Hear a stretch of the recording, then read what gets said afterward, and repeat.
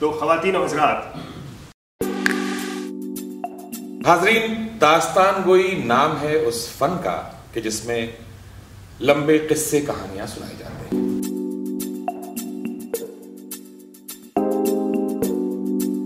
ये सिलसिला शुरू हुआ अरब दुनिया में, वहां से फारस पहुंचा, फारस से हिंदुस्तान जन्नत निशान आया।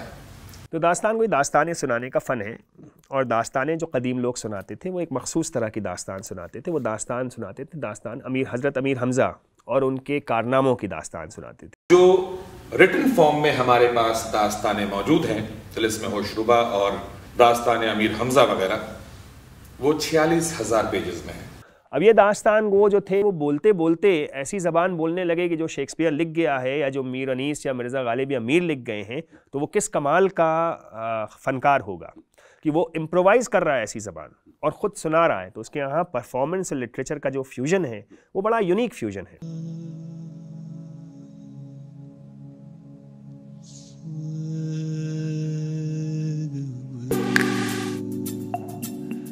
उन्नीस 1980 के दौरान उर्दू के बहुत बड़े स्कॉलर और नक्काद जनाब शम्सुर रहमान फारूकी साहब ने इस पर रिसर्च करनी शुरू की, इसको पढ़ना शुरू किया।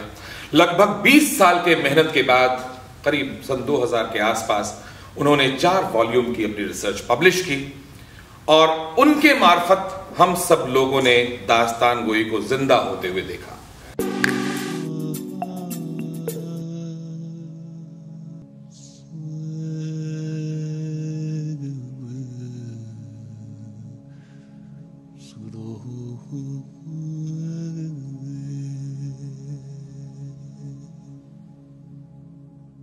देखा सामने से बहार जाहिर हुई, और उस वक्त उसके हुस्न जमाल की ये कैफियत थी कि अगर हूर भी देखती तो उसकी कनीज हो जाती। रश्क खुर्शीद थी वो पेशानी, जान से थे 2 चंद नूरानी। अदब भी मेरा मैदान नहीं था, लेकिन फारूकी साहब की चीज़ें मैं पढ़ता था और मुझे बहुत मुतासिर किया उनकी किताब ने। जब उनकी दास्तान गोई पे उनकी किताब आई, हमारे यहाँ जो स्टोरी टेलिंग की रिवायतें हिंदुस्तान में हैं, हिंदुस्तान जन्नत निशान में बहुत ज़्यादा हैं, बहुत तरह की हैं, मुतनव्वे हैं बहुत तरह की, लेकिन उनमें से ज़्यादातर का ताल्लुक़ म्यूज़िक से है। वो या तो जैसे फड़ हैं या फिर जो उड़ीसा में है, बंगाल में है, वो सब म्यूज़िक गा के सुनाते हैं। ये सिर्फ रेसिटेशन का फ़न है। गाँव गाँव की यादें बुलबुलें चहचहा रही हैं। गाँव, सुंदर ग्रामीण जीवन, मनोरम दृश्य, खेत खलिहान, नदी नाले, पोखर तालाब। ये मुजाहरा चल रहा था कि बिजली सी कड़कड़ाई, एक लंबा चौड़ा नौजवान मस्त हाथी की चाल चलता, सूरज की तरह चमकता नमूदार हुआ। पंडाल में कर्ण की आमद हुई।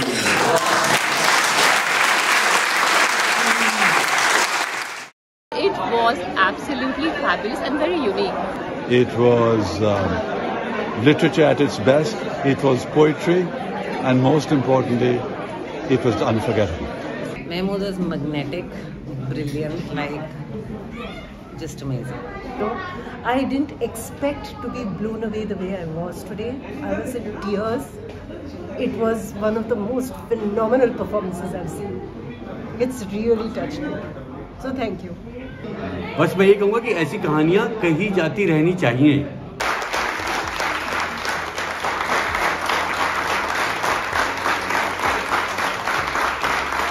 This is truly very uplifting theatre. Absolutely wonderful.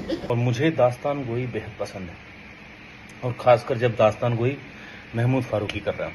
Mahmood Farooqui साहब का जो दास्तान कर्ण है वो तो अद्भुत है। गजीदन काटने से बना है। 2 गज का साफा सर पर बांधा, माथे पे तिलक लगाया। वहाँ भी पानी नजर नहीं आया, वहाँ भी 4 कोही बंधे हुए आसमान की तरफ टकटकी लगाए नजर आए। अगर उसने उसकी बात को झुटलाया तो उसे जुर्माने के तौर पर 1000 रुपए देने पड़े। 1000 रुपए? पुनर्नमिता समझ नहीं मैं क्या कह रहा हूँ। दोनों कानों में कुंडल पहने, माथे पे तिलक लगा। वैशियों को तहजीब सिखाने के लिए ले चलो मुझे, और मुझे रुई की तरह धुन दो। उसे जीवन के सच को देखा और उसमें मुसलसल शामिल दुखों को भी देखा। सैकड़ों प्लॉट उसके जहन में घर कर गए थे। ये तो असंभव है, नामुमकिन है। साहब देखते देखते वहां भीड़ इकट्ठा हो गई। आजादी आजादी आजादी।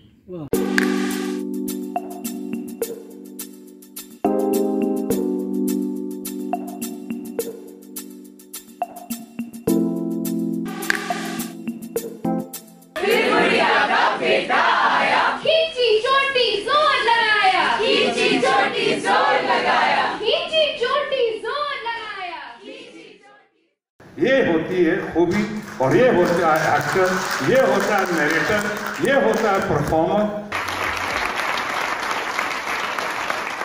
तो महमूद फारूकी का नाम, हम सबका काम आगे बढ़ता रहेगा।